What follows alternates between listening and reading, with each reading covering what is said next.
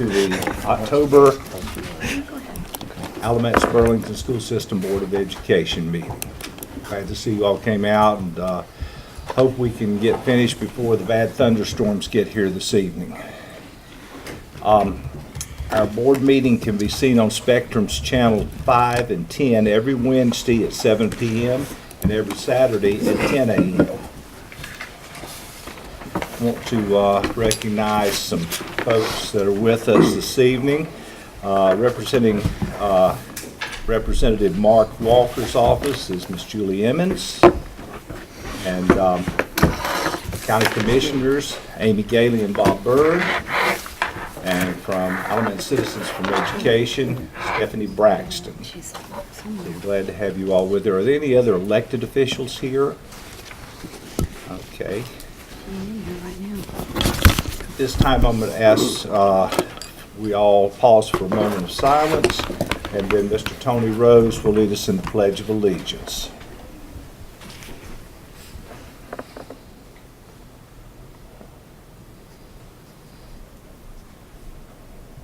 Please rise. I pledge allegiance to the flag of the United States of America and to the republic for which it stands, one nation under God, indivisible, with liberty and justice for all. I told Steve if he kneeled during the flag off and break his kneecap. Smack him right here in front of everybody. Members of the board, you have an agenda, should have an agenda in front of you. Just to be sure that we have the correct one, item I-2 has been removed. That's the name change. So that is not on the latest published agenda and not the one that is in the back. Do I hear a motion that we accept the agenda? So moved. Second. Have a motion and second. Any discussion? All in favor of the motion, let it be known by saying aye. Aye. Opposed? Okay, we have an agenda. Minutes from the September work session and the September evening meeting published online. We're ready to approve those minutes. Do I hear a motion that we approve the minutes from those meetings? I'll make that motion, Steve. Okay. Second. Have a motion and second. Any changes or anything we need to hear about? Hearing none, all in favor of approving the minutes, let it be known by saying aye. Aye. Opposed? Here we have that. Recognitions this evening. Ms. Faulkner and Mr. Payne.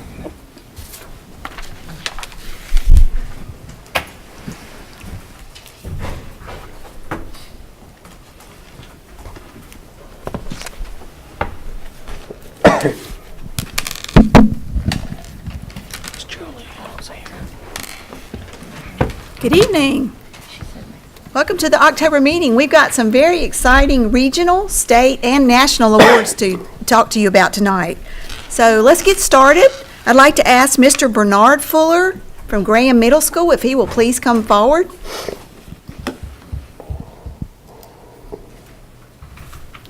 Welcome, Mr. Fuller. How you doing, ma'am? Good. You'll stand over here, it'd be great.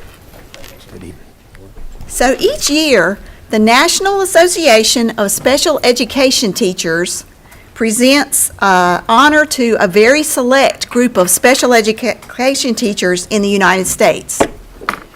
And they are folks who have demonstrated outstanding achievement as a teacher in the field of special education. This award recognizes the special skills and the personal and professional qualities of excellence that truly set these educators apart from the rest. Candidates are judged on their outstanding efforts in 3 areas, and those areas are in teaching, in service outside the classroom, and in professional activities. Mr. Fuller is the only teacher in North Carolina selected for this honor for the National Special Education Teacher Award, and he is one of only 16 teachers in the United States accepted for this award. He is the recognition award winner for the 2017 Outstanding Special Education Teacher Award by the National Association of Special Education Teachers. Let me tell you, okay, let's give him a hand of applause first.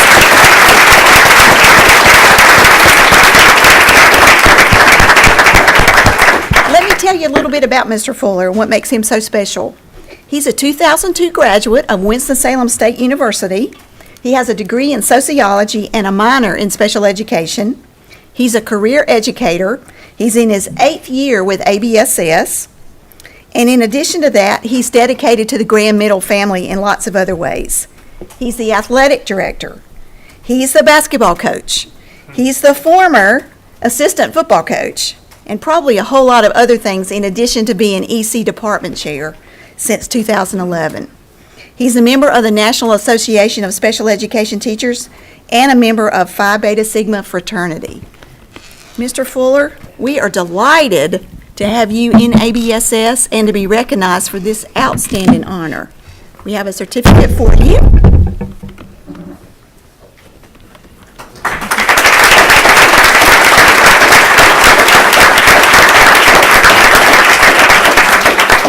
We have a special commendation from the governor's office in your honor.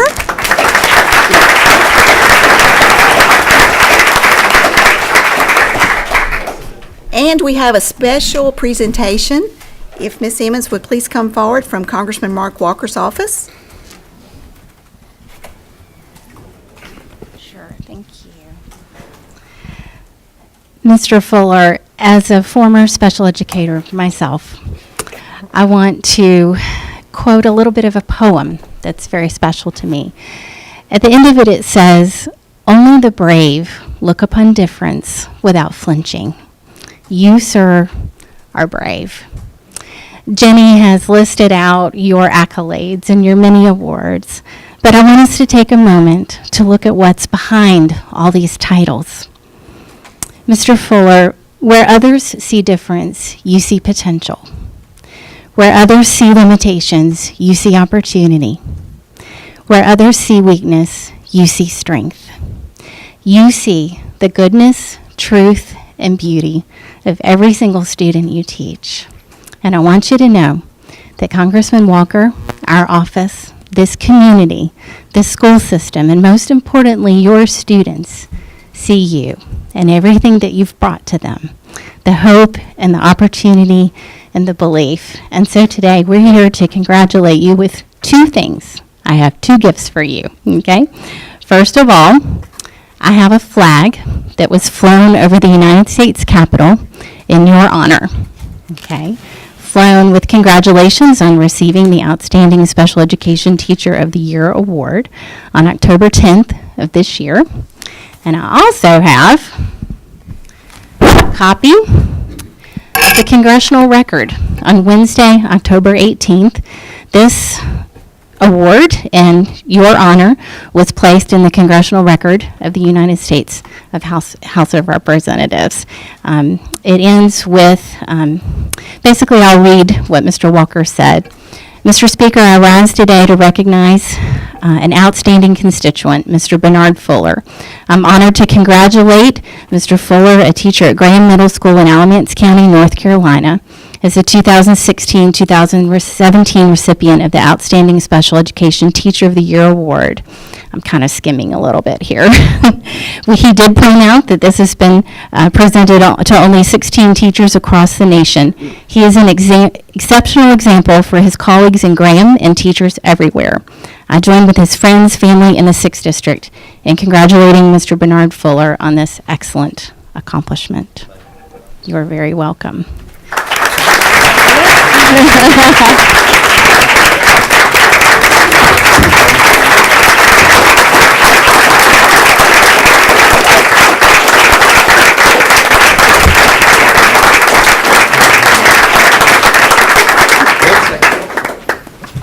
Got some You have a cheering section. special friends, family, His principal's here too. principal. I don't know if my administrators. Anybody here? I have one of my colleagues Okay. with me. Most of the series. Well, your colleague Wonderful. needs to stand. Yes, please do.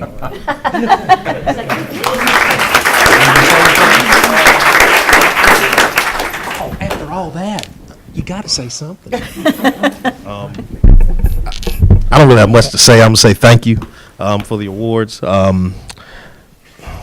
I wish I could bring my students and the people who I teach with up here, because really they're the reasons why I do what I do. I didn't really get into teaching. I didn't think I was going to like it, but after about a year, I realized it found me. I didn't find it. So thank you. I appreciate it. Congratulations.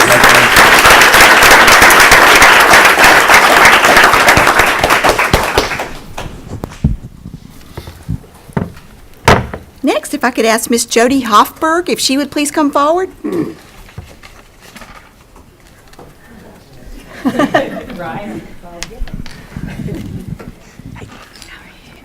Ms. Hoffberg serves as the ABSS Secondary Math Curriculum Specialist right now, but she's been a career educator with ABSS for 24 years. Plus, you have to count her student teaching at Elon Elementary when she first started, right? So this summer, Ms. Hoffberg was recognized by the Southern Regional Education Board for completing all the requirements to become a nationally certified local trainer for the Southern Regional Education Board Mathematics Design Collaborative. The Design Collaborative work helps students think more deeply and be able to use the math skills that they're learning in the classroom. So Ms. Hoffberg is now a trainer for not just I guess the students that you've served with all these years, but for the entire district. She has taught 4th grade at Elon, 4th grade math and science at Turntine. She's been a curriculum facilitator at Graham Middle, an AIG facilitator at Grove Park and Andrews, the district program specialist for middle school math, the curriculum specialist for secondary math and science, and now her current position is secondary math specialist. She is also the point person for the Tech Apprentice and Tech Master Badge program, and the point person for career and college-ready graduates, and she's our trainer for the Southern Regional Education Board Mathematics Design Collaborative. So Jody, I would love to hear you talk a little bit more about that Design Collaborative and what you do that helps teachers help students. So the goal when I started this was to look at the practices that our teachers are doing currently with our students and how could we improve what we're doing already and be more purposeful with the practices that we're using with students. And the goal of the collaborative, the Math Design Collaborative, is to work with teachers in order for them to support each other and be able to recognize misconceptions when students have them and how to, after you've identified them, how to fix them and move students forward. So it's pretty powerful. There's 5 practices that we talk about all the time, and those are having a balanced approach to mathematics, which is very important, engaging students, so what work do we give them to do? Then there's the feedback and questioning, which is so important because that's what moves learners in the classroom. Then adapting your teaching and learning. So now that I have this data, what am I going to do with it? And how am I going to move the students forward? And the last piece is about student ownership, which I think is the most important piece of it, because if you can get students to understand and buy into their learning, they are going to move and improve.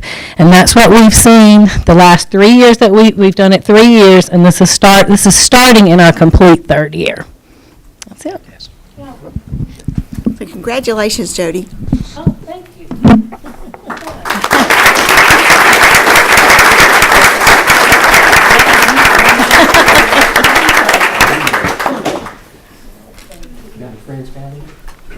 Yeah, cheering section. Team that I work with, they're back there at the back of the Robin.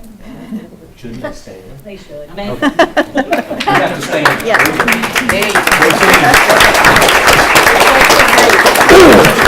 Thank you, Jody. Yep.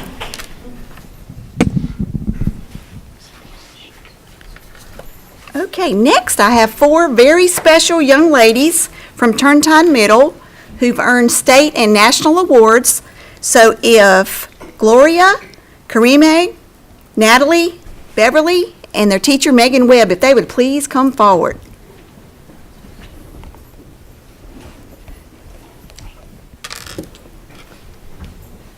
Good evening.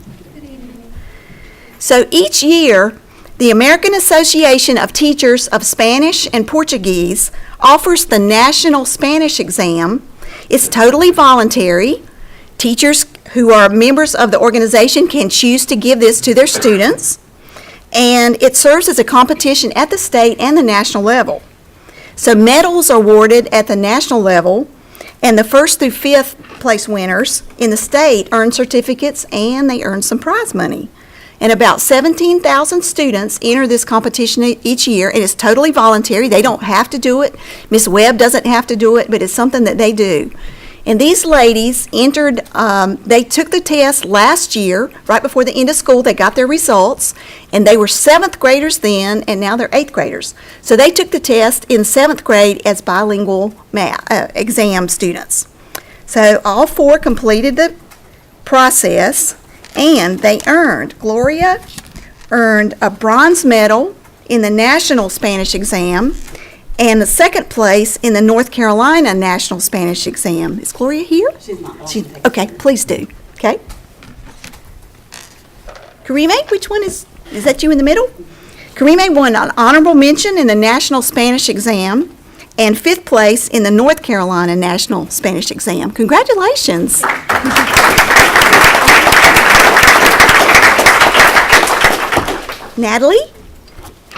Natalie won a bronze medal in the National Spanish Exam and 2nd place in the North Carolina National Spanish Exam.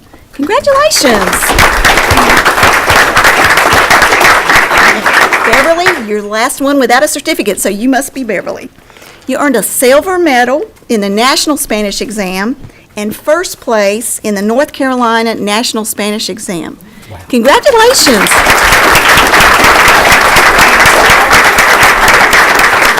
Ms. Webb, do you have something that you'd like to say about your very awesome students? Okay. These students, the test is actually designed for a full year of Spanish, and they only had me for a semester. So I'm super proud of them and all of their accomplishments, and I'm sorry Gloria couldn't be here, but it's amazing because they had 90 less days to take Spanish and still got 1st and 2nd and 5th place. So that's awesome. Congratulations. Y'all have some family here? They have family here. Family here. Can you recognize the And family? the principal? And principal? Yep. Here, Mr. Sellers. Thank Please you for stand up. Family, please stand up. Family, please stand up.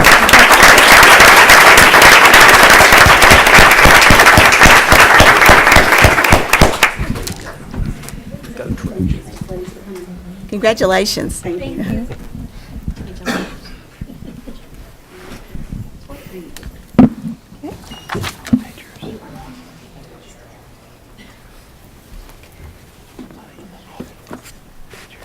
Next, I'd like to ask participants in the ROTC from Western High School and their instructors if they would please come forward. What's his name, Tom? I can't remember. Rod. Okay, like Lightning. Is that his last name? No, that's. Good evening. And his last name would be Bolt? No.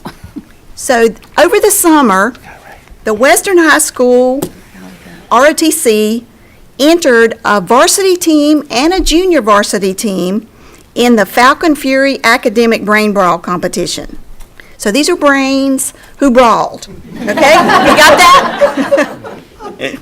Okay, so they were led by team captain Michael O'Brien. So which one's Michael? Okay, Michael. So he led both teams, is that correct? I captained the first team. Captain the first team, okay. So the varsity team was Michael O'Brien, Joseph Davis, Cameron Allen, Landon Flood, and Grayson Hughes. So will y'all raise your hands if you're on the first team? Awesome. The JV team was Joshua Coleman, Matthew Knight, Charles Belton, Colby Bradley, and Isaac Long. Will you raise your hands? Awesome. Well, this was a regional competition, North Carolina and South Carolina, and you are looking at the 1st place winner and the 2nd place winner in the competition. Varsity won 1st place, JV's mopped up with 2nd place. So congratulations to all of you. We have a certificate for each of you, and we have a team certificate for the varsity and for the JV. So if we could ask our commander to please come up. No. Okay. Yeah, if you want to hand those out, that's the varsity, and the top one is for you to keep. And here are the JV winners. Yeah. Want to call them first or hand them out first? It's up to you. Here, Okay, that's quick. Matthew Knight.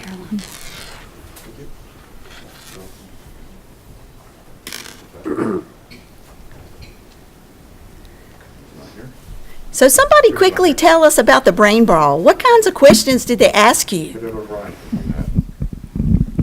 Hey folks, so the NJROTC Brain Brawl competitions, it's kind of like Team Jeopardy, but kind of geared towards the Navy and science and general knowledge and pop culture and trivia. And it's just a great way for us to test our skills and keep doing the thing that we really enjoy. And we want to thank you guys for the opportunity. I could keep doing this because last year we were 6th in the nation, and we hope to keep climbing those ranks. So thanks for your support. And what is your ultimate goal? That national competition, when and where is that? That'll be, well, this year will be in Phoenix, Arizona, and our goal this year is to go top 5 conservatively, but top, the number 1 is the dream, Yes, he's named, yes. Okay, don't When all go this is anywhere. done, I'll talk to him. Yeah, don't go anywhere. Okay. So in addition to that, we have a special cadet, Joseph Roy. Joseph, that's you on the end. Okay, so this summer, we had 7 students from ROTC selected to go to the annual Leadership Academy at the Citadel. There were 66 different units from North Carolina and South Carolina, 177 thereabouts competitors. Joseph, after a week-long competition and probably grueling events, he was the first place winner at the national competition at the Citadel. So he is the first place for the advanced leadership opportunity. Congratulations.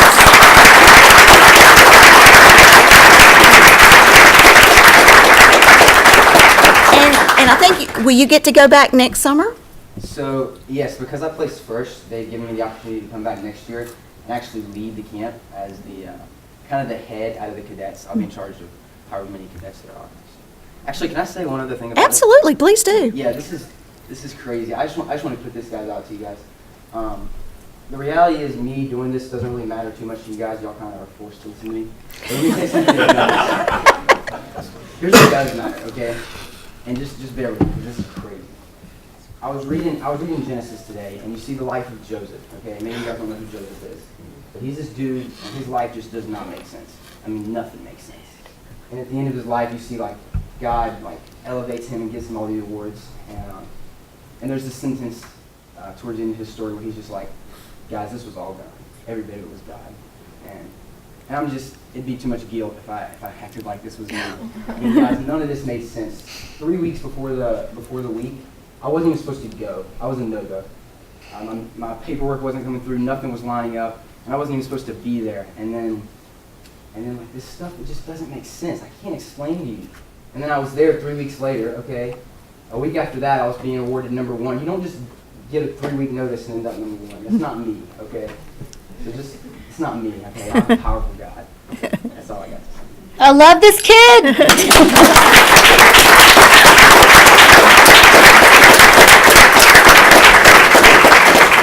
Okay, I'm one of 2 ROTC instructors at Western Island Hospital. The cadets call me Master Chief Butler. There's nothing they can call me. Cadet Warwick, I've been an instructor at Citadel for the last almost 9 years, going on 10 years. Okay, and we have the top cadets out of all the North Carolina high school and South Carolina high schools, the top cadets, and it's very competitive. Because first and second place might be .057. That's how close it is. They are graded, and except when they're sleeping, they are graded in everything they do. They got to push in everything they do, max and go beyond the max effort. And we took 7 back. Cadet Knight came back the second time as a cadre. Then he's going back next year as a head cadre. This is the second time to have another cadet go back as a head cadre. Not only that, he's going back to a Selling Academy in Charleston as head cadre down there the week prior. Okay. And we have another cadet that's not here, but he's going back as a cadre in another portion of the Citadel for what we do, all the SEAL and so forth. Academic team. I spoke with our program manager a few years ago. They have this national academic brain ball, and I knew we had a competitive team. So I called up the program manager in Charleston, South Carolina. I said, we can compete in this. I want to go. And we call for a good 20, 30 minutes, and every other day after that says, expect to, get spanked, okay? So we go down to the Emerald River University in Daytona, Florida, and we place 12th in the nation. The following year, we go to the Naval Academy, we place 9th in the nation. Last year at Jacksonville University in Jacksonville, we placed 6th in the nation. And we'll hope to qualify again and go to Phoenix, Arizona on April 28th to do better, because they are competing against only Navy ROTC units nationwide, not just here, nationwide, and it's very competitive. Okay, and they got to know this stuff. So we've got a good team.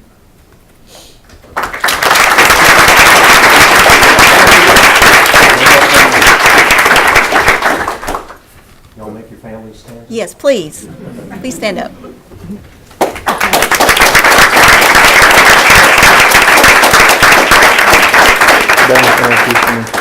Thank you. Brandon Flood.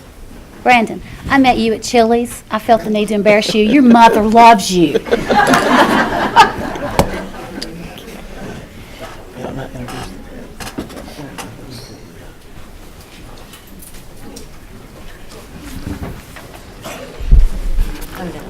don't think they're introverts at all.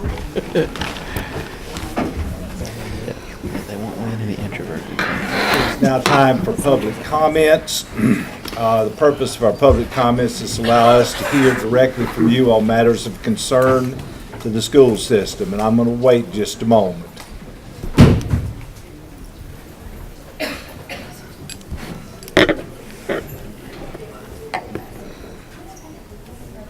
What a brave young man on the end. Wow. It's an opportunity to tell us what you believe we ought to be doing or doing better as we strive to make our school system the best school district in the state. And we have 4 speakers this evening. I'll just remind each of you that you'll be given 3 minutes to speak. We have a timer on the screen, and if you'll come to when you come to the podium, you'll also be able to see what's on the screen there. And just try to keep it to 3 minutes. And at the end of 3 minutes, we'll call time. So plan what you want to say and make your points in the allotted time. And since I think I know all 4 of the speakers tonight, I'm not going to say any more there. Ms. Erica Johnson from the ABAE, if you'll go to the podium and state your name, and we'll start the clock. Good evening. Welcome, Ms. Johnson. Thank you. Good evening. I am Erica Johnson here on behalf of Alamance Burlington Association of Educators. All of those that are in attendance tonight, I think it's safe to say we've been taught by great educators and know how the greater than, less than, and equal signs work. The number of students in the new development, which is around 10, compared to the number of students in our school system, which is around 23,000. 23,000 is greater than 10. Correct me if I'm wrong, but I was under the impression that our goal was to create equal learning opportunities and playing fields within our school system. All of our students deserve an equitable education, regardless of their social economic status, regardless of whether their parents attend school board meetings to speak up for them and advocate for them, regardless of whether their real estate agent is in attendance or their landlord.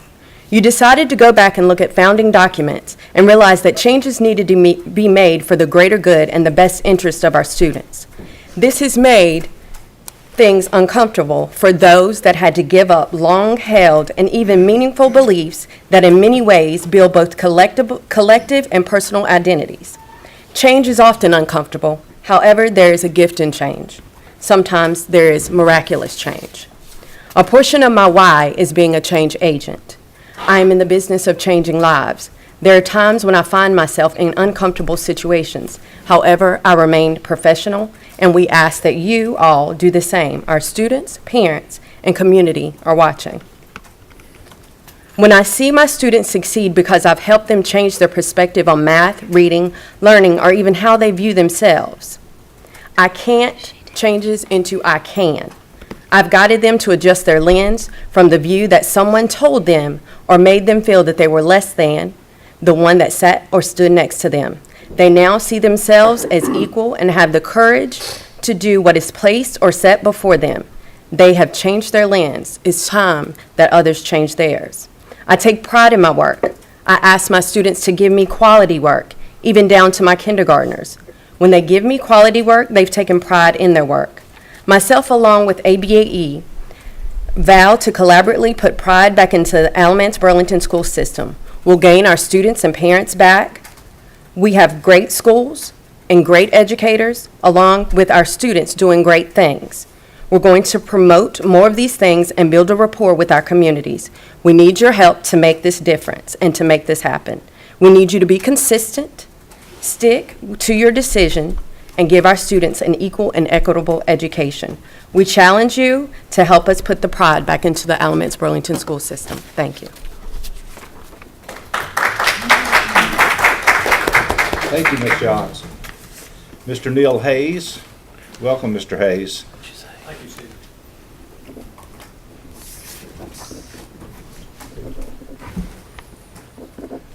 I'm Neil Hayes. I'm a former teacher, computer coordinator, and technology director for the Burlington City Schools, and then later in the Alamance Burlington School System, technology director and student information management director, prior to my retirement after 30 years service. First, I want to thank you, board members, Dr. Harrison, for the work and service that you provide us. It is appreciated. I signed up originally to speak against the changing of the Alamance Burlington School System name. And since that has been dropped from the agenda, I do hope that that will be addressed in your comments tonight as to why that was dropped from the agenda, so that news agencies and so forth will know exactly what the reasons are for that. There are a number of reasons I felt that the school system name should remain as is, and I expressed those to you through emails previously. So you do have that. But there are 2 points that I hope you'll take to heart regarding this whole series of events that have taken place. First, and this is just advice from somebody who's no longer in the business, work to build consensus throughout the county prior to bringing up a proposal such as the one for changing the name of the school district. Building consensus, gaining support, having people to trust you in what you do is so important. And you've got to keep that in mind. And secondly, be sure that you can clearly explain how everything that you do, how every proposal will help our kids in the classroom. If you can't clearly elucidate that, you're going to lose a lot of people, a lot of support in a very big hurry. Thank you, and I do hope you'll address that sometime in the meeting. Thank you. Thank you, Neil. Deborah Dixon Dawes. Welcome, Deborah. Thanks. Well, I'm going to stand here for a reason, because I need this logo. First of all, can you hear me? Get her a microphone, because we want to be sure that this gets on the tape. Oh, I'm sorry. Thank you. Appreciate it. Check to be sure that's on. It's got to be green. Push a button up. Press the button on the left. See, ring. That's technology. Well, I'll use that one. Maybe this will make it easier. Let's not complicate it. It's too complicated. The world's too complicated as it is. First of all, I want to thank each of you for removing the name change for consideration. I know that was probably a hard decision for you, but I think it was the right decision. You, as board members and administration, should be praised. And these are actually part of my remarks I was going to state tonight. I've taken out some things, so I want you to know that. For creating a strategic plan that focuses on what we're here. All those students, those wonderful students you got to see today. You focused on students, and you have accomplished something that no other Board of Education has done since the merger. And you tackled the district school lines. and I commend you for that, because that was supposed to have occurred when merger occurred within those first 2 years. So thank you for that. I was here, and I was part of merger. ABSS is my school system. I'm committed to this school system. Over the past 20 years, the reason for merger has gotten sort of misquoted. So I thought, well, there's not very many people who were here when it occurred. And I thought, well, let's talk about that. Why did merger occur? There were 2 good school systems in this county. Alamance County Schools, Burlington City School System. We excelled in different areas, and each of us had our challenges. And there was, at that time, a big push in the state to have one school system per county. So the wise people in Alamance County Schools, the wise people in Burlington City Board of Education, the Burlington City Council, and the Alamance County Commissioners worked together to do what was right for children and to create that shining star in your logo. The star is the Alamance Burlington school system, focusing on students, which you are doing. I want you to take a look at your logo, because many of you may not know the history of this logo. And I did some research, and I still was not able to find out the student who designed it. You will notice the stars around the circle. Those stars are joining together the schools at the time of merger to create one circle. The larger star in the middle with ABSS symbols the big picture, the shining star in this county. And if you look at the goal that is around it, which the student projected, always building successful students. Now think, that was 20 plus years ago. So keep this logo in mind. Think about the purpose. The purpose has not changed. Thank you for working toward that vision and the goal that was set in 1996 by staying focused on student achievement and the shining star in your logo. ABSS will be the best school system in the nation. Thank you. Thank you, Rick. Mr. Mark Genicello, and I will add that Mark has come the furthest to speak to this board. I believe Germany. Yes, I live in Berlin, Germany. Guten Abend, meine Damen und Herren. Hello, members of the school board. I grew up in Alamance County. I was born in New York, but I went to Grove Park, Turrentine, Sellers Gun, Williams High School, and I graduated from UNCG. I read an article in the Times News about the, yes? Would you state your name for the record? Oh, my name is Mark Janicello. I'm sorry, he said that already. I read an article in the Times News about the Alamance Burlington School System Child Nutrition's program of summer feeding and their backpack program. And having been a school bus driver at Williams, I knew about some poverty here in Alamance County, but I had no idea the extent of the need for children in this county. Alamance County's been very good to me. The education that I got in the Burlington school system gave me the foundation to build a career. I've now worked in 43 countries.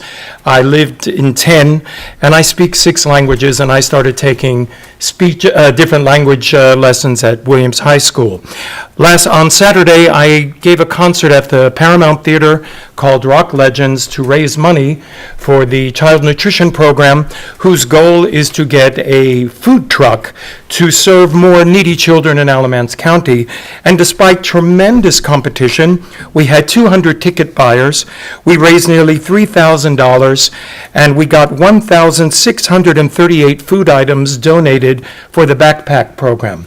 On Friday, June 29th, 2018, I'm going to start the first of a series of concerts to raise money to get a food bus for the school system child nutrition program. Mark Janicello and friends, I'm going to invite all my friends in the entertainment industry from North Carolina to join me on stage at the Paramount Theater. It is my intention, to get children out of poverty, you need education, and children cannot learn on an empty stomach. And no child in the richest country in the world, in this county with so much generosity, should go to school hungry or not be able to eat on the weekends. This moved me personally. I have 2 children, and I cannot help my children now they're adults, but I certainly can help children from needy families. Pamela Bailey and her team are doing a marvelous job, and I would ask for your support, and we would like to coordinate our efforts, my efforts, with all of you to make this event in June a huge success, so that by June we have a food bus for the child nutrition program. Thank you very much for your attention. Thank you.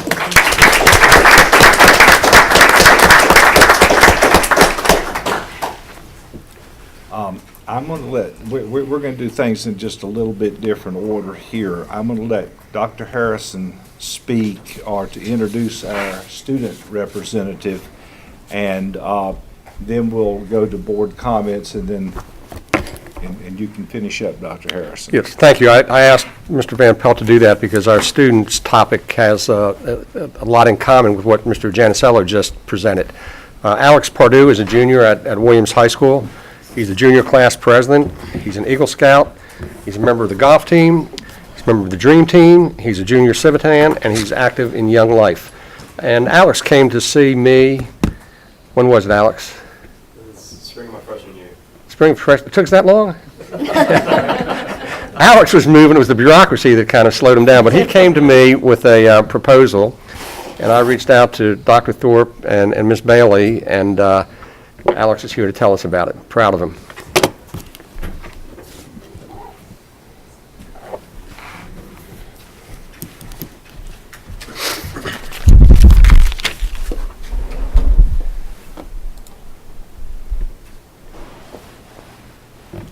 This is awesome.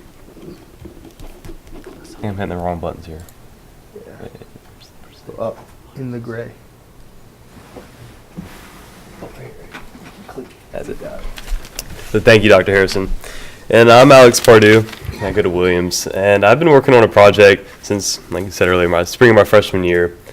But it all started with I went over to the YMCA, and I didn't really know what I was going to do, but I wanted to figure out a way I could volunteer in the community somehow. So I went and talked to Walter Britt, who's right there. He's the director at the Y, and we threw around some ideas, and we came up with there's a big need with the school system of an evening meal program. Because thankfully, the school system provides at no cost to a tremendous amount of our students free breakfast and lunch. But dinner a lot of times is a question mark, or it might be McDonald's, which is not, the chicken nuggets might be all right a few times, but every night it starts to wear on you. But so at first we were trying to figure out, well, how could we get this food at night? Because we know we could get funding to pay for these meals every night, but who could cater this for us? So we went and talked to some caterers, but nobody could do it every night, much less with the price point we needed that the federal government could reimburse us. And so for a while it was looking like the project wasn't going to work out, but then we had the idea, well, the school system does that for breakfast and lunch every day, so maybe they could do it for us for dinner. So we set up a meeting with Dr. Harrison and Dr. Thorpe, and they couldn't have been more supportive of the project.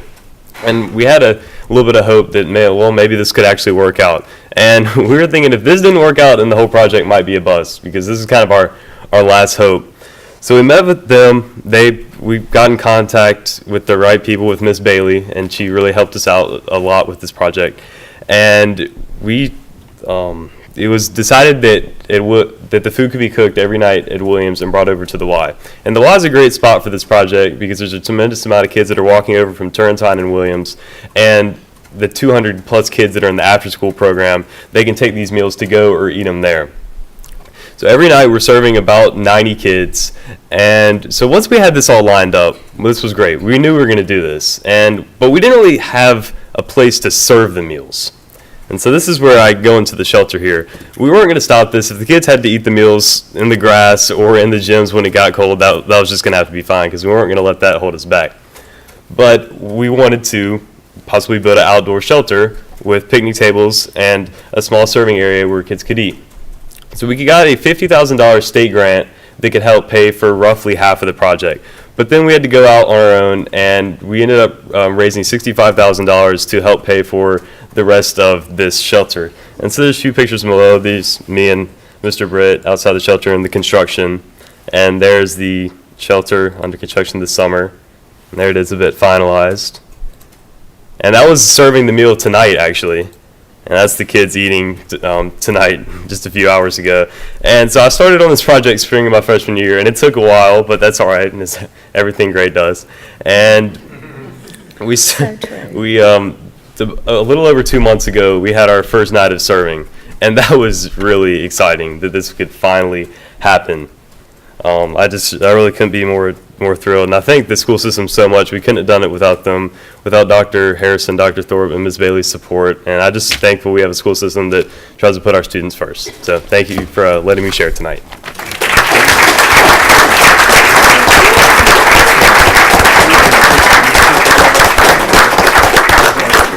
I sure hope they name that building after you.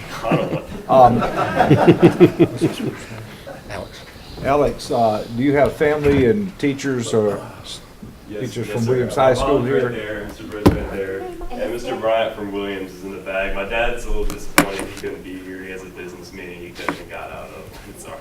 And Mr. McKinney's one of his teachers. Oh, yes, sir. Can't forget about that. Of course. So Alex, I have a quick question. Is this something that was, did you do this for an Eagle Scout project, or was this something separate? No, ma'am, this is a separate project. Geez, what are you going to do for an Eagle Scout? I was going to say, nobody will ever do that. Forget it. That's a high bar right there. I hope you run for president one day. Well, I'm just trying to win student body president. Well, just remember us. He's a junior. Very proud of you. Great It's a job. senior project right Okay. there. That's right. He needs to get a thing. So this is year round. What's that? He needs to get that seal. Evening meal in the summer, breakfast and lunch, and the school system is the caterer for those in federal government reimbursement. He ate with feed a lot of hungry kids at night, and sometimes quite a need. Unfortunately, I didn't realize it was such a big thing. And Now, are these- unfortunately, a lot of people don't know the great things that big communities, agencies are doing. They just don't get out the word good enough. And I think that's amazing. There's so many great people that pull in together, but there's such a bigger need. I cannot thank you enough. That's huge. That's massive. Now, are these students in your after-school program, or does the community know about this and bring the children in?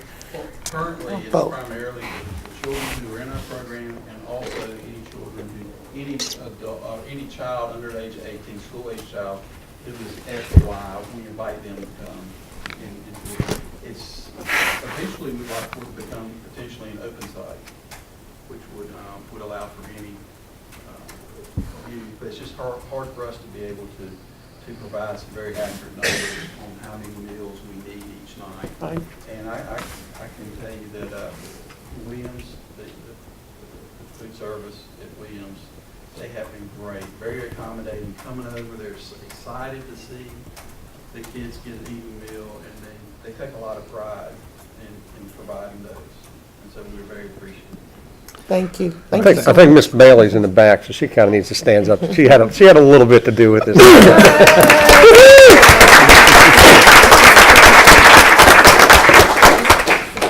are, when we were asked, when I met with Alex, we were really, really excited about it, and it does touch my heart because my goal is to feed kids, and I know there's a lot of hungry kids in Alamance County. I mean, I know there's a lot of issues that people see with child nutrition, but our goal and our love is to make sure that those kids do get a meal, because there are some that do not get that meal That's after right. they leave school. That's right. Thank you. Thank you, Pam.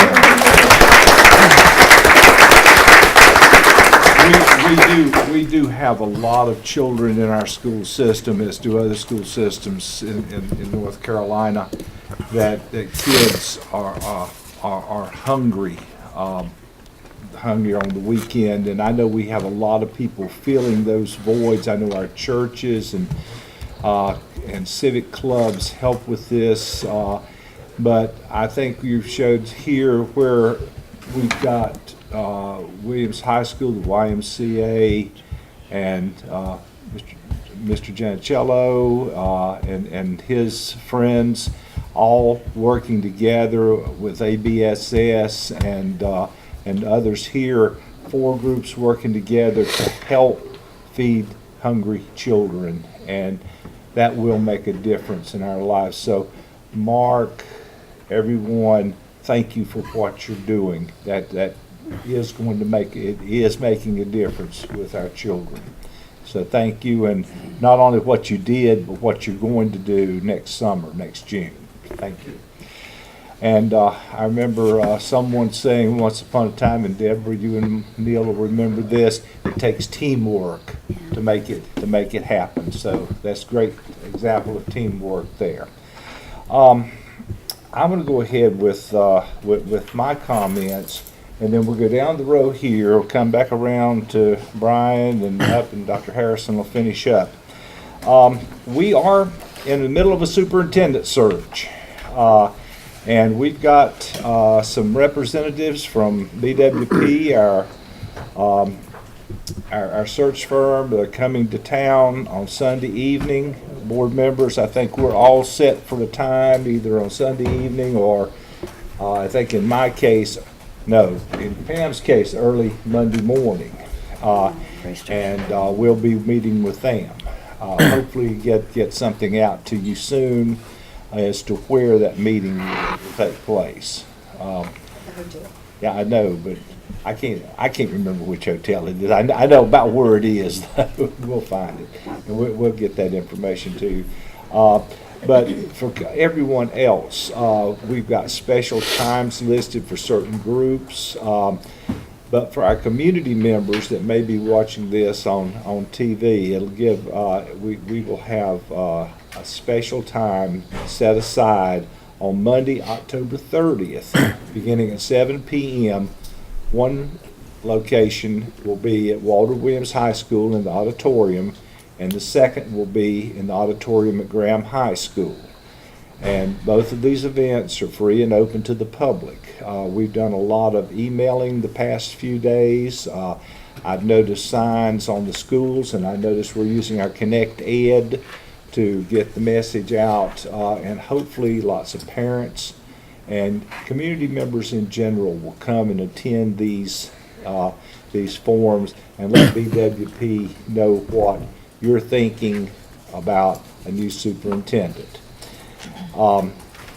We also have some online opportunities.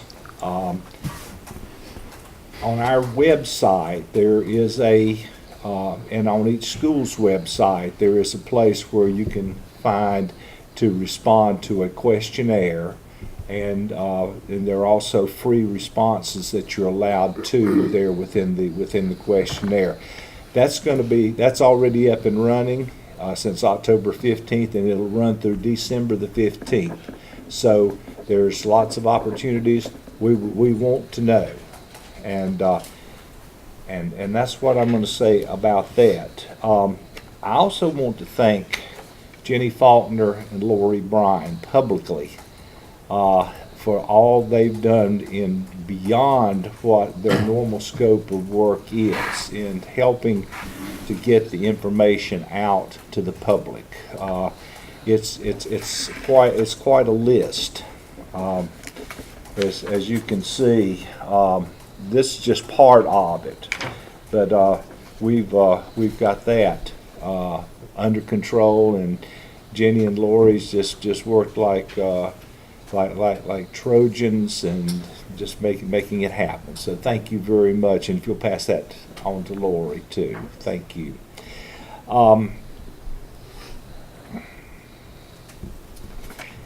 Board members, Maria's asked me to pass this around.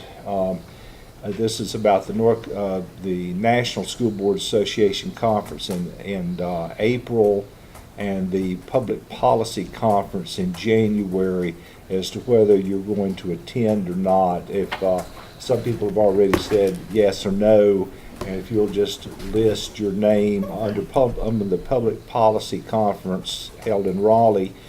I think Allison and I will be attending, but if there are others, go ahead and put your name on the list and just pass that down to Pam and just bring it back this way and go from there. And let's see. And okay, I believe that's all I have. So, Allison. Yeah, I'm just going to try to keep it short so we can get on to our evening business, but just want to let you know that I had the pleasure of speaking with the Elon Education Capstone students. I love engaging with students at all levels, and it's a lot of fun to chat with them and hear their questions. Most of them had attended our last board meeting, so that was a lot of fun. And then just to let the board know that AYLA's first event for the 2017-18 year will be November the 3rd from 9 to 1. And our location will actually be on the campus of Elon University this year. So if you're interested in popping in throughout the day, let me know. I'll make sure you get the schedule to know where we are. I just wanted to say that Allison and I also had the opportunity today to speak to Coach Quinn's class at Western High School today. It was a AP government class, and we had lunch and spoke with them. And I know that Amy and Bob went there a few weeks ago, I believe. And it was a really great experience, and really enjoyed talking with the young folks, and I was amazed at how engaged they were and the high quality of questions they asked. So we've got some great teachers out there engaging our students with some important topics. So I know Alex enjoyed that as much as I did. And I just wanted to say to Alex, you're an inspiration, and I think that Alamance County is going to be all right with the young folks having the vision and the innovative ideas that you're having. That was just amazing to, I mean, not just the quantity of work, but to be able to see how to have all of these agencies work together to create an outcome that was using resources that were already available, but to meet a need that was very real. I mean, all the adults knew all these resources were available, but they weren't. The left hand and the right hand weren't talking until you got involved, and I just think that's amazing. And I'm very appreciative of the YMCA and Pam with the child nutrition, and Todd and Dr. Harrison and everybody that was involved in making that happen. But just the vision is just amazing coming from you, and I'm really just happy that you're an ABSS student. And so thank you for that work. And I may have some comments about the name change, but I don't want to steal Dr. Harrison's thunder, so I'm gonna let you go. But I may want to reserve an opinion after that. So, I'm done. I just, as a military mom, I cannot be proud enough of the ROTC. I think it is an amazing program. I wish we had that program at every high school to give every young person an opportunity to be part of that. It launches you into an officer situation in the military. It's just, you just saw what it is, and it's just something I'm so proud of. And also, I was fortunate to attend the college outreach event that we had, Patsy and I think Steve, you come later, Saturday at Graham High School. I was also blessed to be able to speak about the military and the advantages of it, because, you know, I want every child to have their path, not what I think's right or their parents think's right or their cousin thinks right. You know, you got to have your path and what's your passion and what you really want to do when you grow up, so you'll be successful at it. I just only wish we'd have bigger numbers. I think that is something we need to think about, because Michael Lane is just the bomb when it comes to leading this. He's so amazing, but that deserves a huge audience, and we need to find a way for every person to know about that, because the opportunities are endless, and we just need to market that somehow, because it's a great situation. And we're having our second mental health summit tomorrow here at Central Office. It's been several months since we've had the first one, and I am a big advocate on mental health services on site in our schools. Patsy and I both have been very outspoken about this and very committed to this, and we are we are going to keep with this no matter what it takes. There are a lot of young people that do not have a good home, a dangerous home, not a good safe home, and they bring that with them to school, and sometimes it's just not a good day for them. And when kids are seeing counselors off-site at a professional, when it comes to that, I just hate for them to be removed from the school if it would be easier for that parent to have that situation on-site at that school. I think as leaders in education, we really have to get it that we just don't move math and science anymore in school. We've got all kind of issues we have to deal with. We heard about hunger tonight. That's one of the biggest forces working against us. And we have to really open our eyes really wide and realize that we have to do just about it all. But the biggest thing we have to do is always put our kids first. So I hope these meetings, we get some stuff settled tomorrow to get our path going, and it's soon. Because one thing with kids, they don't wait to make their choices. Everything is like a pinball machine. They just bounce off of everything. And I want them to have the future that I know they can have. And if we can do anything to make sure that happens, whatever it takes, we need to do it. Because that's what school is. It grows you into an amazing young adult for you to take yourself and go to the next level. So whatever it takes, we need to do it. I think that's what we need to do. I'm committed, I know, and I know this board is. But I'm going to continue to be outspoken about this until we get it. And I'm just going to say that right here on this date. I just want to echo Tony and just say, Alex, I'm also very proud that you're in ABSS, and would like to twist your elbow about looking at another school right down the road in the very near future, because I think you have a bright future, and I know a very good school that could, in which could further develop your amazing talents. And Now, that is a conflict of interest. but you know what? And selfless leadership. But all jokes aside, I'm really proud to hear that, and was literally, as I'm sure a few of you in the room, was literally tearing up a bit in watching the presentation. And I'm sure your parents are incredibly proud of you, and just know that truly each one of us are. And it's those are the stories that I hope we are telling out in the community of the amazing things that are happening in our schools by our students. And if we continue to stay focused on our strategic plan that has students first, as many of you talked about, we're going to be in really good shape. So with that, I probably have already gone over the amount of comments that I was going to make tonight, except to say that, you know, change is hard, whether it's a name change or changes to our programs, changes in attendance lines, but change can be a good thing in our county, in our school system. Change is growth. Change, like an individual, change means development. So I hope that we can find ways on any topic where we can come together to see if it's the right change. You talked about, some of our speakers talked about collaboration, and feel like we can do that around a variety of topics to move forward, whether that's, strongly investing in our teachers, both in pay and in their professional development, or leadership within our schools to overcome some of the deficits coming from our General Assembly when it comes to teacher and assistant principal and assistant principal pay, equity for every child and every school in our county, and really advocating for the resources to move this strategic plan forward. So there's so much that we can rally around and unify around. Let's continue to find, I hope, the topics that we can all come together, all of us that have helped get ABSS to where it is today, and all of us engaged in the work of moving our school system forward. I know that there's many more things that unify us in being very proud to be public, being proud to move this system forward. So let's find those things and move forward, is what I'm hopeful for tonight. I had a delightful time on Friday doing an interview with a former student of mine, actually, at Williams High School. Her name was Tiandra Tucker.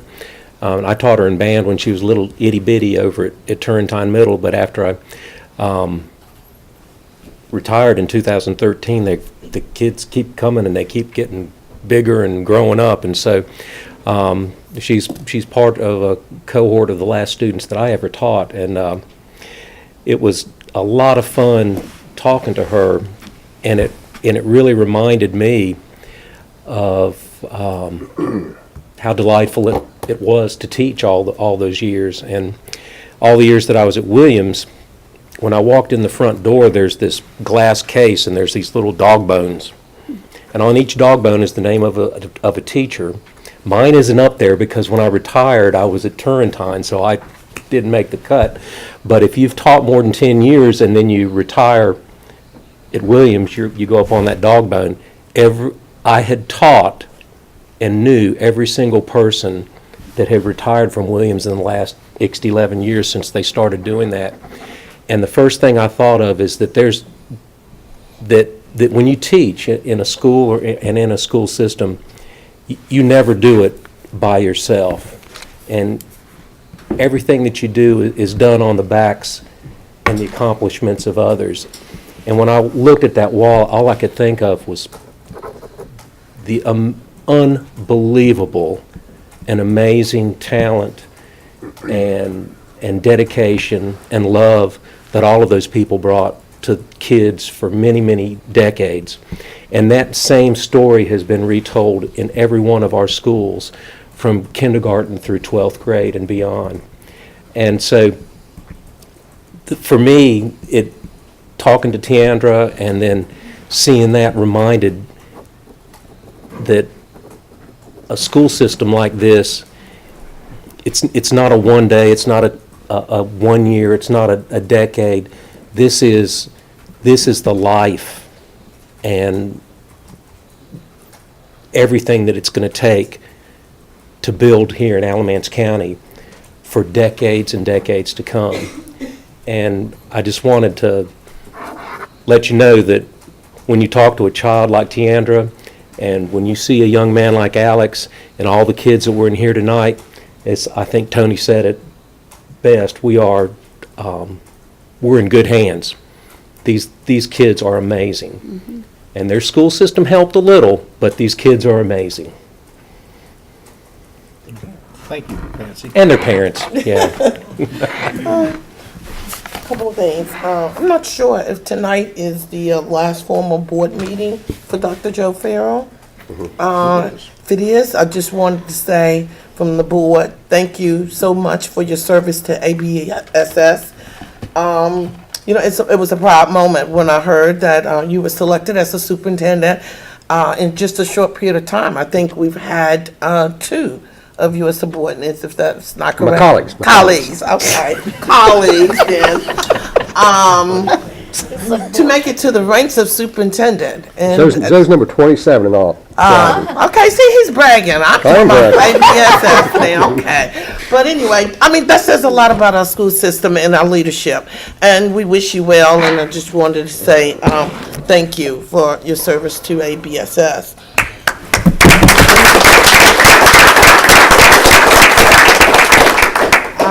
The next one I wrote down, Emmett Alexander, but I'm sure at some point, and he is the principal of the year and our assistant principal of the year from, I forgot her name, I'm sorry, Tracy from Elon. But I'm sure at some point in time we will recognize them. But I wanted to say a thing about Emmett, and that is my friends on Facebook, I've never seen my page light up the way it did in terms of the community, and I'm speaking mostly of the community of the students who attend Cummins High School. I know they circulated that good news. I don't even know how many times. I almost got sick of seeing it. It was just coming up. But it tells you that that community is just so proud to acknowledge and have that public acknowledgement of the superior leadership that they have at Cummins High School and the wonderful things that are going on at Cummins High School. I know it meant a lot to Emmett, but I just wanted to express how important and how great it feels for that community as well to have that acknowledgement. Patsy, I'm going to interrupt right now. I went over the next day and congratulated Emmett, and I think if any other board members can get by either Elon or Cummins High School and congratulate these people, it'd be great. I'm sorry, go That's ahead. okay. That's okay. The other thing, Pam just mentioned that earlier, this past weekend was the 9th Success by Design, which is sponsored by our Student Support Services Division, in particular, Mr. Michael Lane, and wanted to thank Dr. Norfleece as well as Dr. Charles Monroe for the event. I let my 15-year-old sleep in, and he says, "Mama, I've been going to that ever since." He remembered Robin Hadley, and he remembered Western High School. And he says, "Come on then, do I really have to go again?" And I said, "You're right, son. I think you've been all 8 years." But one of the things that I noticed is I was a little disappointed in the crowd. We had maybe 50 parents, and each session had about 20, 25 children. And like I said, I've attended, I think, just about every year. I hope that we take that program on more as a district in terms of advertising it, publicizing it. To think that you had maybe 150, 200 students out of 22,000 students, when it was such valuable information on college admission, financial aid, scholarships. They even had a hands-on session for the FAFSA form, where the students could fill out their financial aid, because, they change when it's due, and it's due about this time. So they actually help parents with hands-on training for that. And so I just wanted to thank Dr. Monroe and his staff for that.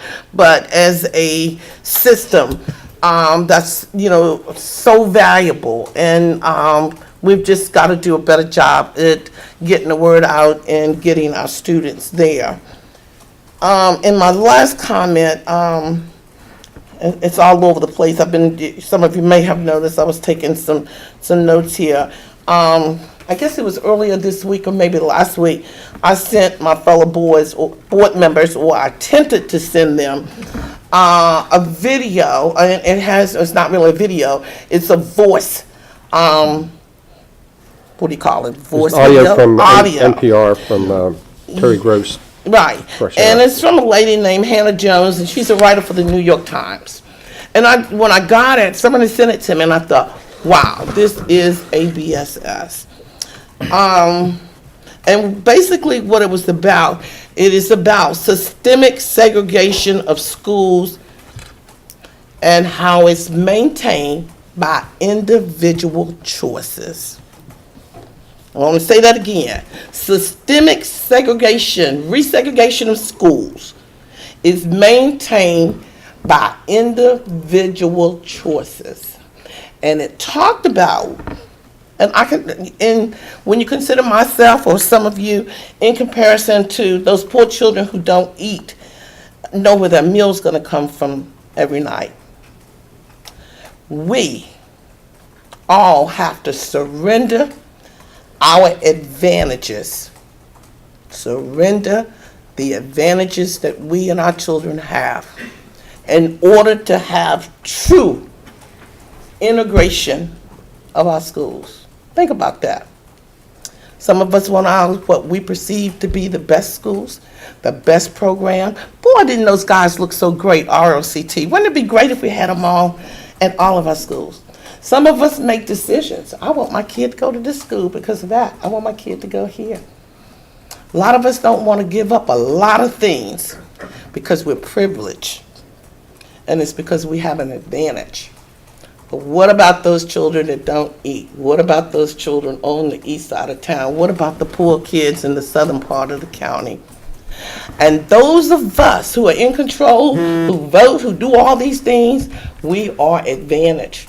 And we have caused this resegregation of the schools here in Alamance County, and that's what it is. So all of that having said, then I want to go to Erica. Ms. Johnson spoke. We know what you're talking about. And when you got up there and spoke, I thought, boy, she's reading my mind.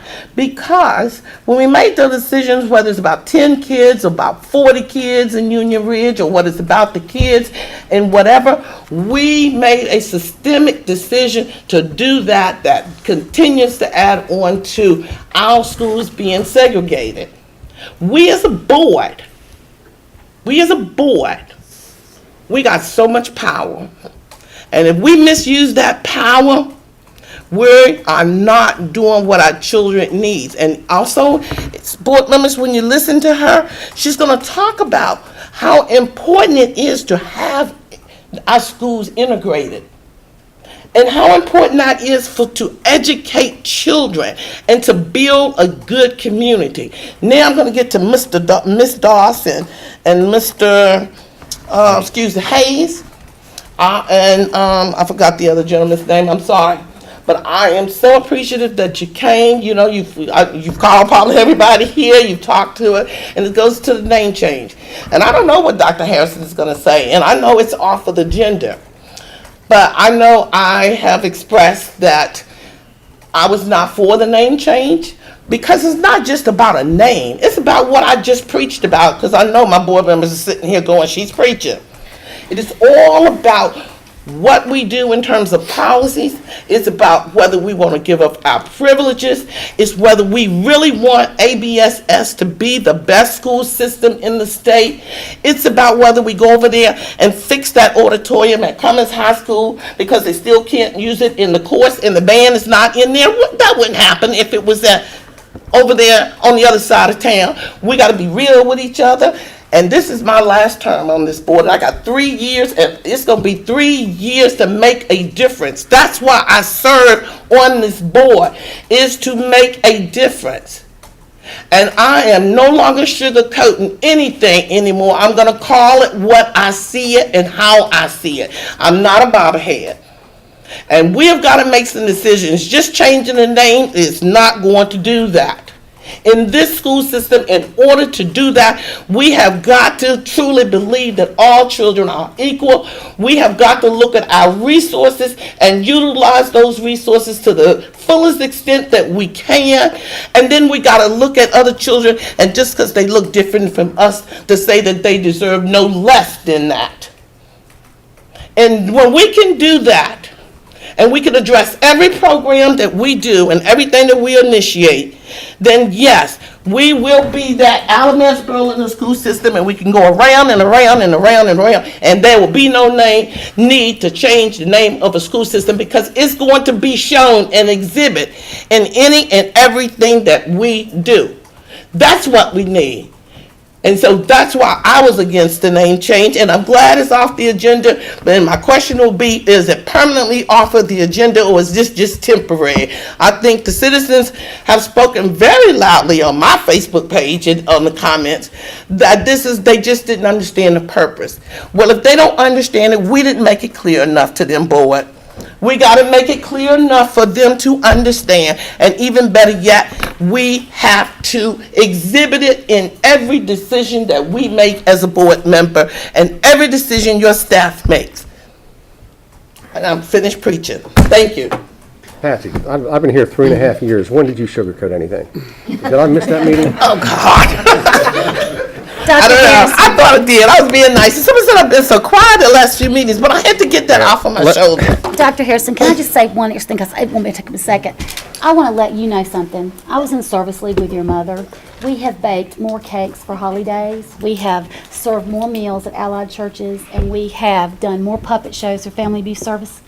Your mother has a real service heart, and you're right behind her. Don't miss a footstep, because that's what it takes to make a difference. So you've had a great example. Love your mother. Quickly, at the work session 2 weeks ago, I went through the process of why we got to where we got with the name change.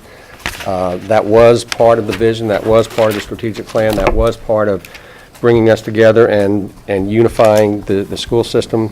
I believe we began talking this about 2 years ago. I think, Ms. Gailey, it was before you were on the board of commissioners. I believe you were a candidate. We met over at the Ag Place, and we were talking, and to that point, I had not talked about changing the name, but I had talked about we are finally becoming one school system. It's the first time we've had students move across former city-county lines. And I don't know who said it first. It was Ms. Thompson, you said something. Ms. Gailey, you said something. Because I think you're the one who said Alamance School System. And we quickly said, no, that acronym don't work, and that's from where that came from. And I did a blog about that, the press reported on that. I spent a lot of time talking about that to a lot of people about that. The feedback was generally positive. I called the State Board of Education to find out what the process would be to change the name of a school system. They told me the steps that we took. We shared it at a work session. It was on the agenda, I don't know if it was on the agenda or not. I guess it was on the agenda last month. Work session, October, and then tonight. As I reflected over the weekend and realized how divisive this has become, and how much time I've spent on this, and what it means in the scope of things, that it doesn't warrant the amount of time that I've been devoting to that. And I don't think it's worth dividing a community. So as I tweeted today, something that was intended to bring about unity created divisiveness. And so from my perspective, Ms. Simpson, it's off the agenda for good. I don't plan to bring it back to you. And I think we simply can move forward as the Alamance-Burlington school system as one system. I think that what this new attendance zone with the new high school does is address exactly what you're talking about. We go from a range of free and reduced lunch of about 30% to 75% to a range of free and reduced lunch from 40% to 48% at our high schools. That reflects who we are as the Alamance-Burlington school system. I think that this is the one opportunity we have. I think the window is open. That if we can make this happen, the school system could be what those who merged the school system envisioned the system becoming. And I think that's what we need to focus on. If people are focused on the name, they think that I'm focused on the name and I'm spending time on the name, that's not a good use of my time. And we need to come together regardless of what we're called, and we're going to be called the Alamance-Burlington school system as far as I'm concerned. So that's it. And Alex, I've told him you've gotten enough accolades tonight, young man, so I'm not going to say anything nice about you, okay? And just one more, we didn't say anything about Mark, but he's gone, you know, that we really appreciate it. That's tremendous when we have another partner out in the community working to raise money. And you know, Pam, we love you, and you're doing a great job in food services, but you know, whatever this board can do, I'm sure, to help Mark reality, his dream to come true of having a food truck, I'm sure this board would do whatever we can do to support that effort. And we will not sing with him. No. No, but I want to add, Mark doesn't live here anymore. He heard about this through communications, but he lives in Germany, and he's come all the way from Germany to be a part of this and to help us. He feels like that's a way he can give back to the community which he grew up in. So, yes, thank you for mentioning that, Patsy. Okay, let's move on with the business part of our meeting. Dr. Monroe, you have some gifts for us.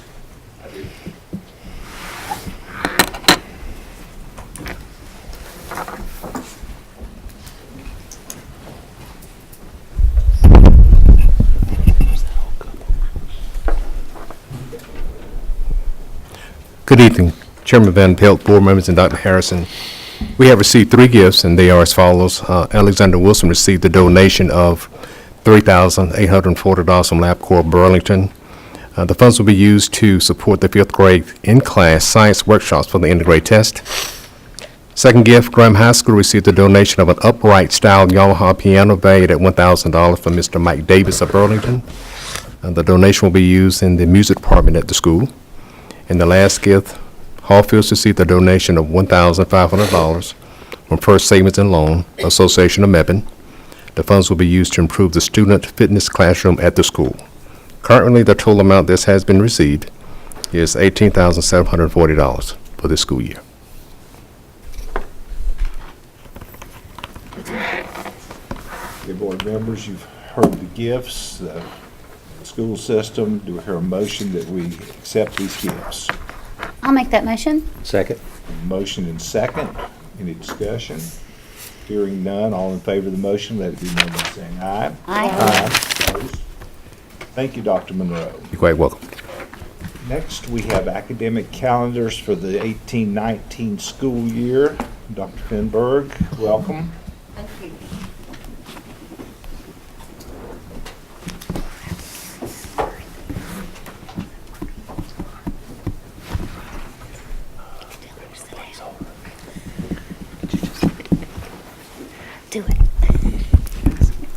Thank you. Good evening, Mr. Van Pelt, members of the board, and Dr. Harrison. This evening, I wanted to have the opportunity to present the proposed academic calendars for 1819. Before doing so, I wanted to share briefly with you our process that we have used thus far to solicit feedback from all of our schools. Linked in the board presentation is this information along with digital copies of the calendar, and I believe that you also have hard copies in front of you. Did everyone receive one? Okay.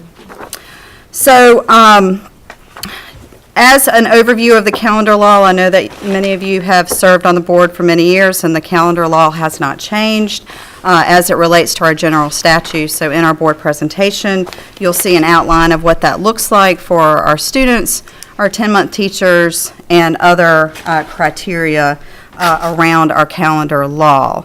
For our district, we've chosen many years to go with 180 days and the equivalency of the proposed calendars at 1,056 hours. So meeting the calendar law of either 185 days or 1,025 instructional hours. So again, the proposed calendars have us at 1,056 instructional hours to meet that legislation.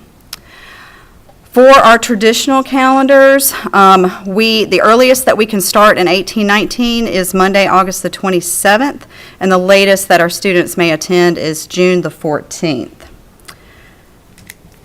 So the process that we've used thus far to solicit input from all of our schools is that we had our schools identify a calendar representative who was presented with the proposed calendars on September 7th and 8th. Prior to that, of course, our cabinet looked at our proposed calendars. They had two proposals for both traditional year-round and our early middle college.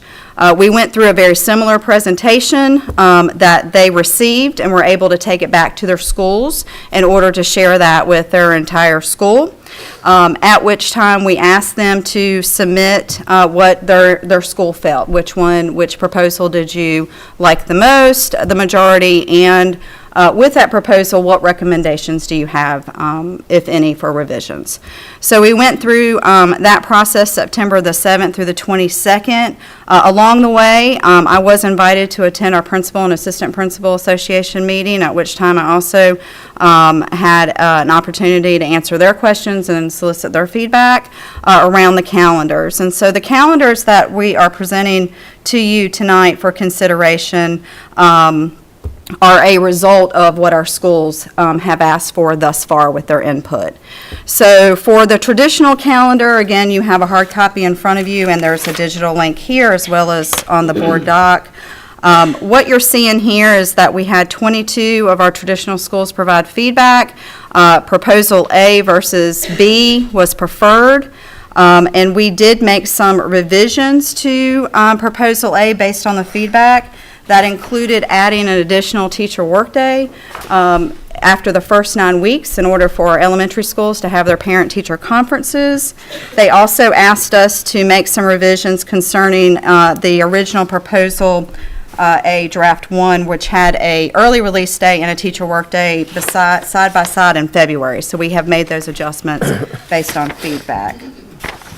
The only other feedback that we did receive in our traditional calendar that we, at this point, have not accommodated is that we did have one AP teacher who was concerned because our Easter holiday is later in this calendar in 1819 and had expressed some concerns about having Easter the week after rather than before due to the AP exams. The year-round calendar, two of our schools submitted their feedback and they preferred calendar A. Again, very little revisions there other than the early release day and the teacher workday in February, so those adjustments were made based on that feedback. And then finally, our early middle college, I worked directly with the principal and she solicited feedback from her staff. They preferred B.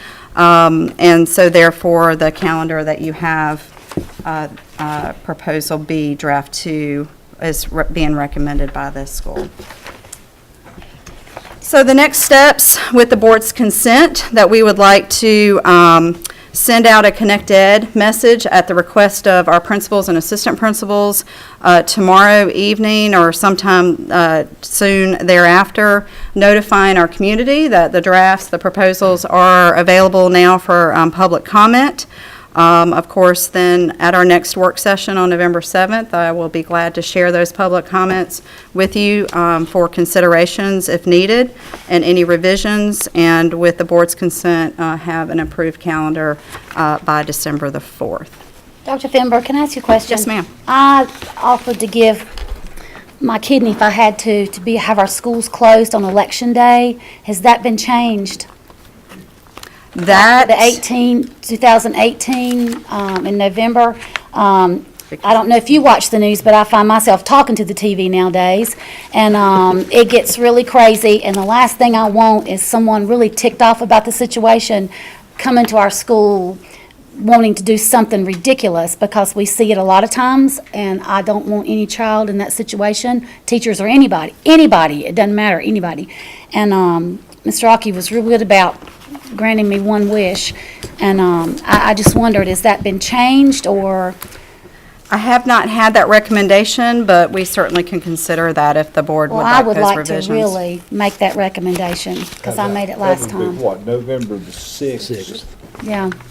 And I know it falls around veterans and all, I mean, all that stuff, but as a safety issue, and I'm real big about that with schools and security, and Dr. Monroe knows, I talk to him about that a lot, is that's one worry that we would not have to, because law enforcement can be in far as that as it is, but I don't ever want to take a chance of one person over the top and just cannot handle their emotions, putting anyone in danger, especially on our schools. Then why did you The say only that? problem I see with that is what Pam's suggesting, and I think it's a good suggestion, but then it's followed up by a half day on the 7th.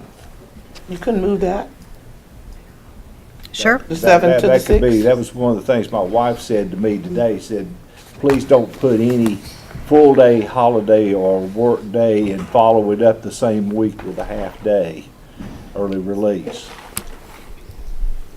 It's just safety with me, that's it. So the 12th, I think, is probably what, Veterans, is that? Yeah. Veterans Yes. Day? So that's Yeah. required by law. It is the only required holiday, yes, ma'am. So the option would be to try to move that early release over to Tuesday and possibly turn it into a full maybe work day for our teachers, if we can't figure it out as a complete day off. Sure. I know they can figure out anything, that's what they 21st. do. My question is, I thought the calendar law, you could start school after the 15th. Why are we waiting all the way to the 27th? It looked like everybody was in school this past year before. 26th. 20 what? 6th. 26. The closest Monday to the 25th, right? Yeah, right, closest Monday, Monday to yeah, the 25th. which would be the 27th. So for Genius us, makes up these rules. it pushes it after the 26th. Right. We'll find a workday to take care of Election Day. Thank you. I don't ask much, but I don't want to ever take a chance. Nothing's worth that. We'll schedule that kidney surgery for you. Okay, you can take it, donate, and sell it on Craigslist. Okay, I think that's it. So you're going to have set up the Connect Ed calls and then bring us back. Does this need to come back to the work session? Yep. Let it come back? We'll share the feedback with you at the Yeah, work session. Yes, work sir. session, then we'll vote on it in December. Yes. Normally, we do a first and second reading. Do we need to vote a first reading on it tonight to move it forward? Then we can. We do, so, first read, so that's with the change of a workday Yeah. from somewhere to Election Day. Yeah. Okay. So what Dr. Harrison's saying, we'll make a change to make November 6th work for Election Day as a full day away from school, and make that, and move perhaps the half day somewhere else, whatever you can do. So as a motion, it would be to approve staff recommendation of this proposal A draft 2 with the change consideration for Election Day as a first reading. Is that a motion? Yes. I'll second it. So we got a So I don't motion have to second. repeat Any it. further discussion? All in favor of the motion, let it be known by saying aye. Aye. Opposed? Okay. Thank Thank you. The quiet eye. Okay. Operations Policy 1430, this is second reading. This is yours. No, this is Adam.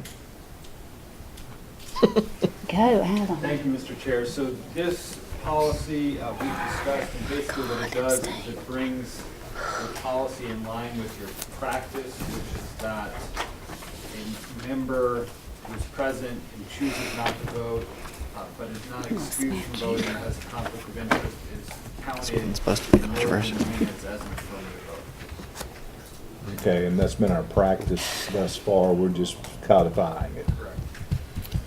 Well, do we have a motion that we, to accept? I move this we policy? accept staff recommendation of policy change. Your second? Second. Got a motion, and a second. Any further discussion? All in favor of the motion, let it be known by saying aye. Aye. Opposed? Nay. Have 6-1. Ms. Simpson voting no. Next on is the contract for staff devices. Ms. Dennison, welcome.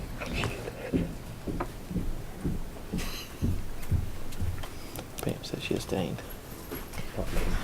Chairman, board members, Dr. Harrison, we have before you the device lease for staff devices. If you have questions. Good. Good presentation. Wow, that was great. You should run. This is the same contract that we had at the work session. We did add an addendum that was approved previously and has been approved by both parties, and Adam has vetted the contract. It's approved with the addendum. I'll make the motion we accept staff's recommendation. Second. Okay, we have a motion second. Any further questions from Ms. Dennison? I've got a question, maybe a comment, which is, this is the 4-year lease. Correct. The same contract. Yes. So I'm in support of this. I feel like our teachers' classrooms need there was an articulation in the work session of why we need this, and certainly satisfied with that. Just wonder if there was, and I appreciate the refreshed plan that came out, and this challenges or problems and solutions that we're trying to accomplish with this. Just wonder if there has been further discussion about possibly phasing this in and or after what seems to be a clear need to do a wholesale 2,000 laptop purchase all at once, in future years, how we can get in front of a refresh plan so that whatever device in whatever quantity the system is advocating for should be the driving factor, but whether it's a policy or just a better understanding that we'd get in front of when we would have such a high need for devices, just so we can get out in front of such an expenditure so that it's not all at once, at one time. I think we can work with Dennis and his team to go ahead and get these staff devices in the hands of our teachers.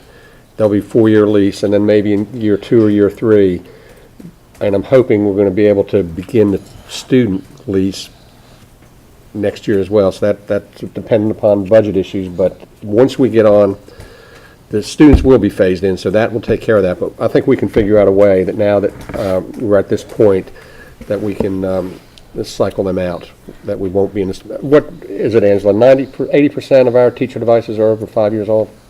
It will be by the beginning of the 18-19 school year if we do nothing now. Now, when you say staff, are you talking about social workers, counselors, student services, that group too? Because I consider them staff.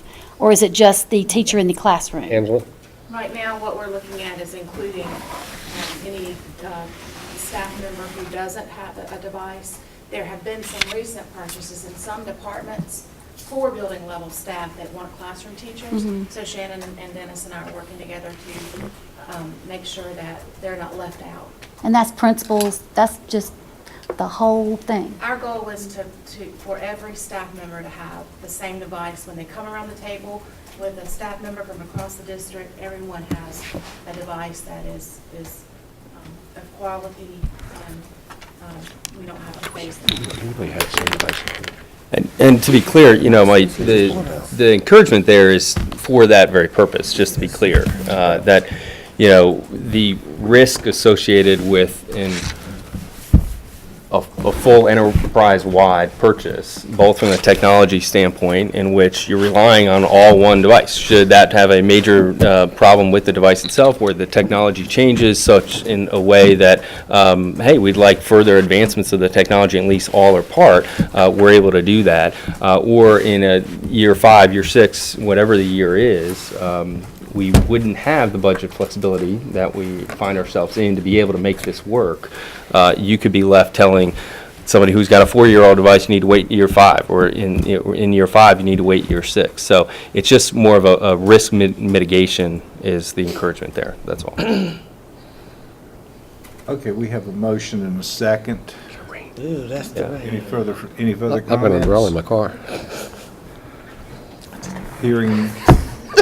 Hearing no further comments except about the rain, all in favor of the motion, let it be known by saying aye. Aye. Opposed? The chair is going to take a moment of personal privilege here before I call on Allison to give us a motion. This is going to be my last meeting as chair. I'm stepping down as chair, and I will not be at the November work session. I think we have 7 good leaders on this board. All are capable of this, and this is not a surprise to, I think, probably a number of people in this room, because I know I've shared it with board members, the superintendent, and some of his senior staff. Main reason, I've served for 2 years, and someone else needs to be able to step up and and do this job. I know Tony was chair for 2 years, Pam was chairman for a year, and I'm not going to go for a 3rd year. And there's really 6 reasons in all, and they're called my 6 grandchildren. And they're growing up, and I'm not getting to see them grow up as much as I'd like to see them grow up. So come December, the board will be electing a new chair. I'm not going to be vice chair either, so that's I'll just be a regular board member, but I'll be here, and I'll be glad to work with any board member, whoever the new chair will be, and in any way possible to make ABSS the best school system in the state. So with that said, Allison, do you have a motion for us? Make a motion, we enter closed session pursuant to North Carolina General Statute 143-318.11A3 to preserve attorney-client privilege and 143-318.11A6 to consider confidential personnel information protected under North Carolina General Statute 115C-19 and 115C-321. Your second. Have a second. Further discussion, all in favor say aye. Aye. Opposed? We're in closed session. Closed session. Madden, what do you have for us? Yes, sir. I have 2 items. The first item is the amended personnel report for October the 23rd. And staff requests your approval at this time. Okay, do we hear a motion? Make a motion, we accept the amended personnel report as presented by staff. Second. We have a motion second. All in favor say aye. Aye. Opposed? And next? Yes, sir. The second, we have 2 administrative appointment recommendations this evening. The first is Shanice Goldsby, recommended as assistant principal for Broadview Middle School. And our second is Nan Wooten, recommended as interim executive director for secondary school leadership. I move we accept. Second. We have a motion and second. All in favor say aye. Aye. Opposed? Okay. That's all. That's it. Thank you. Go, Tony. Okay, do I hear a motion we adjourn? So moved. Second. Have a motion second that we adjourn. All in favor say aye. Aye. Opposed?